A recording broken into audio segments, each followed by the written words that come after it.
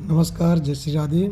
आज मैं आप लोगों को लेकर आया हूँ, जैसे कि कुछ जातकों का क्वेश्चन रहता है कि गुरुदेव आयु के बारे में और करियर के बारे में थोड़ा-सा दे दें। तो आज का जो टॉपिक रहेगा वो आपके आयु, ज्ञान के बारे में और करियर के ज्ञान के बारे में रहेगा कि हस्तरेखा से अपने करियर के बारे में कैसे जान सकते हैं। और ये इसमें छोटा सा टॉपिक है, कोई बड़ी बात नहीं हस्तरेखा देखना।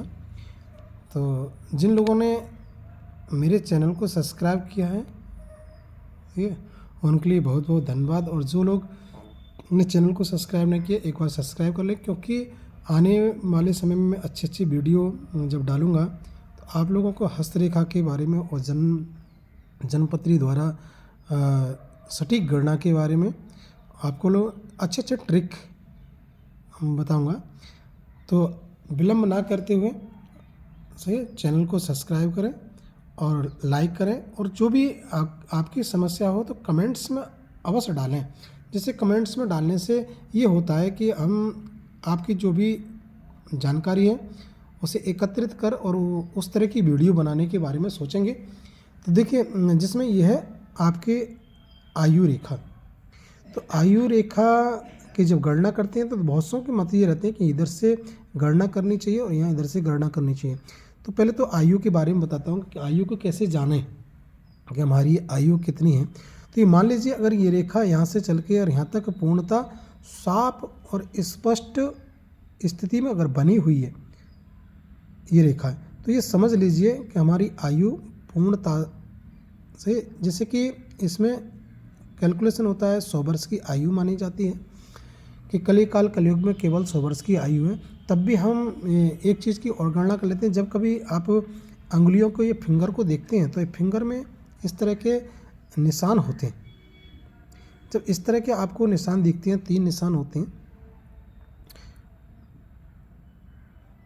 इस तरह के 3 निशान होते हैं, हर एक फिंगर में निशान होते हैं।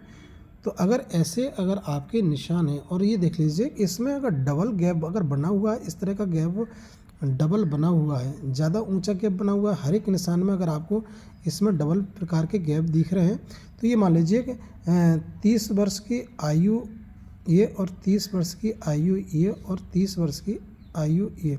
तो इसमें अगर आपको डबल गैप लग रहा है तो ये डबल गैप होता है 10 वर्ष। सही है। तो 30 और 30 60, 30 दिया 90 प्लस 10, तो ये आपकी 100 वर्ष की आयु हो जाती है। ये मान लीजिए, अब ये 100 वर्ष की आयु हो गई। इसकी गणना करने के लिए कि जैसे कि कभी आपने देखा ये रेखा यहाँ कटी हुई है, अगर ये रेखा इधर कटी हुई आपको दिखाई देती है तो इस रेखा से और इस रेखा के बीच में एक धागा नाप लें। जब धागा इस रेखा से इस रेखा के बीच में, ये धागा इसी के शीर्ष से धागा लेते हुए आए और धागा नाप लें। धागा नापने के बाद में उसके 3 टुकड़े कर लें। जब 3 टुकड़े आप कर लोगे उसके, तो ये मान लीजिए 30 वर्ष के 3 टुकड़े हो जाएंगे।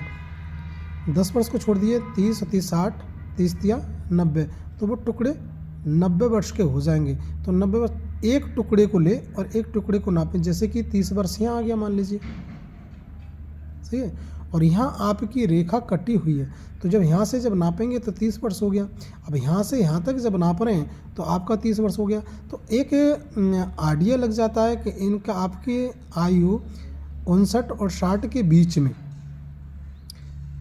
कहीं हो सकता है आपको झटका लगे। सही है। आयु के प्रति इसमें थोड़ा सा सचेत रहना है। चोट फट लगने की संभावना बनी रहती है, कोई गंभीर बीमारी बनने की संभावना रहती है। आपकी 59 और 60 के बीच में ऐसा आप बोल सकते हैं।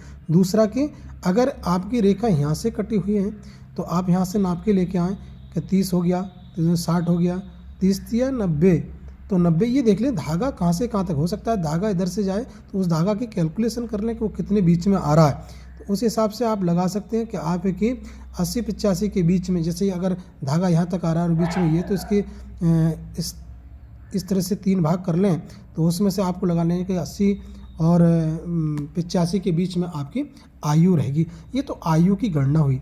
और रही बात कैरियर से संबंधित, जैसे कि आपकी यहाँ से भाग्य रेखाएं बहुत से लोगों की सीधी चली जाती हैं, किसी किसी की भाग्य रेखा यूँ चली जाती है, सही है। तो उसी में भाग्य रेखा के हिसाब से अगर धागा लेके आप नापते हैं तो ये मान लीजिए आपका धागा 2 बार यहाँ आ गया, 30 का इधर आ गया और 30 का आ गया यहाँ आ गया, तो ये मान लीजिए आपका जो भाग्य उदय होगा 60 साल में जाके होगा।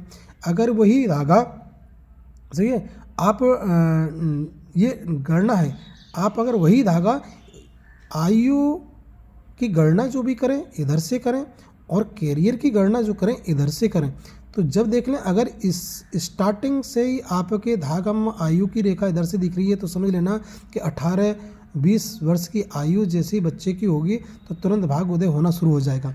दूसरा, अगर ये धागा इधर से दिख रहा है और ये 30 साल का आ गया और 30 में ही ये निशान 30 वाली नापने के उधर 30 वाले पे आ रहा है तो समझ लेने बच्चे का आयु 28-30 में भाग्य उदय होगा।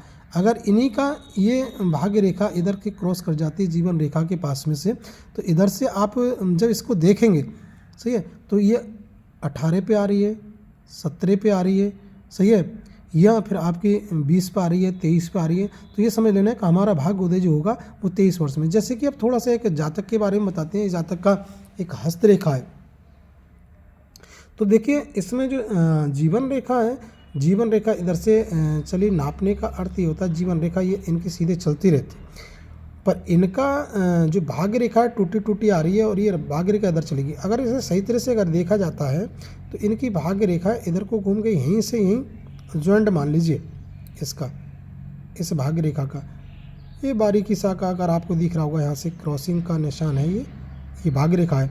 तो ये जब इधर से नापते हैं तो ये समझ लीजिए इस व्यक्ति का जो भी भाग्य उदय होगा वो 28 और 27 के बाद होगा, क्योंकि ये पूरा यहाँ से लेके 30 वर्ष आ गया, यहाँ से 30 आ गया और यहाँ से 30 आ गया। ये 3 खंड बना दिए इसके, एक तो 30 का ये बन गया और एक 30 का ये बन गया और एक 30 का ये बन गया। तो यहाँ से लेके जब तो 28-30 के जब बच्चे की इस जातक की उम्र हो जाएगी तो समझ लीजिए कि इसका भाग्य उदय होना शुरू हो जाएगा। और वैसा ही देखा गया है कि जब इनके 27 साल इन्होंने पूर्ण कर लिए थे, जब 28 साल में मैं जब प्रवेश किया था इनकी जॉब, गवर्नमेंट जॉब लग गई थी। तो ये इससे भाग्य के बारे में और अपने कैरियर के बारे में जानकारी ले सकते हैं। तो आते हैं अच्छे नए वीडियो के साथ में पुनः इसी समय। जय श्री श्याम। जिन लोगों ने अगर चैनल को सब्सक्राइब नहीं किया एक बार चैनल सब्सक्राइब करें। जय श्री श्याम, जय श्री श्याम।